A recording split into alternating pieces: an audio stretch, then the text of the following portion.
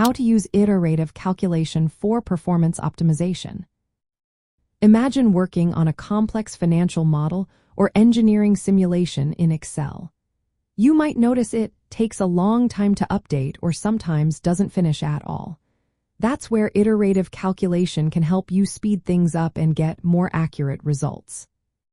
Iterative calculation in Excel is a way to solve formulas that refer back to their own cells, called circular references.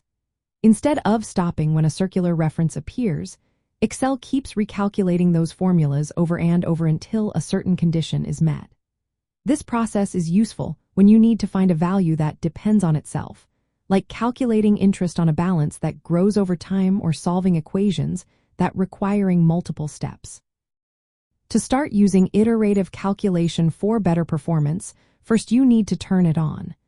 Go to the File menu, select Options, then click on the Formulas tab.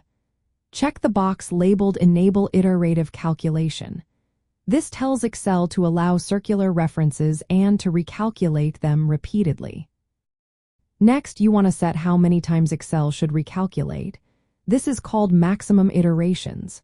If you set it too high, calculations will take longer, but results will be more precise. If you set it too low, calculations will be faster but less accurate. A common setting is 100 iterations, which balances speed and accuracy. You also need to decide how close the results should be before Excel stops recalculating. This is called maximum change. If you set it to 0.1, Excel will stop when the difference between calculations is less than 1,000th. Smaller numbers give more precise results but requiring more recalculations, which can slow down performance. When designing your formulas, keep them simple. Complex formulas or many circular references can slow down the process because Excel recalculates everything multiple times. If possible, rearrange your formulas to reduce the need for circular references. For example, instead of referencing a cell that depends on itself, try to find an algebraic way to express the calculation without circularity. It's also best to keep all circular references on one worksheet. Spreading them across multiple sheets can cause Excel to slow down because it has to recalculate dependencies across sheets.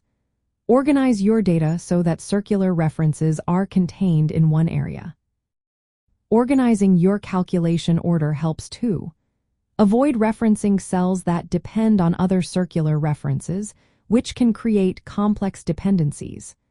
Arrange your data logically so Excel can process calculations efficiently. Use iterative calculation only when necessary. If a formula can be solved with standard calculations, avoid circular references. They add overhead and slow down your workbook. Reserve iterative calculation for specific cases like financial interest calculations or engineering approximations. Finally, monitor your performance. If calculations are slow, try reducing the maximum iterations or increasing the maximum change. This speeds up recalculations but may slightly reduce accuracy. Find the right balance for your needs. By carefully setting up iterative calculation, you can solve complex problems more efficiently in Excel. It allows formulas that depend on previous results to converge quickly without bogging down your workbook.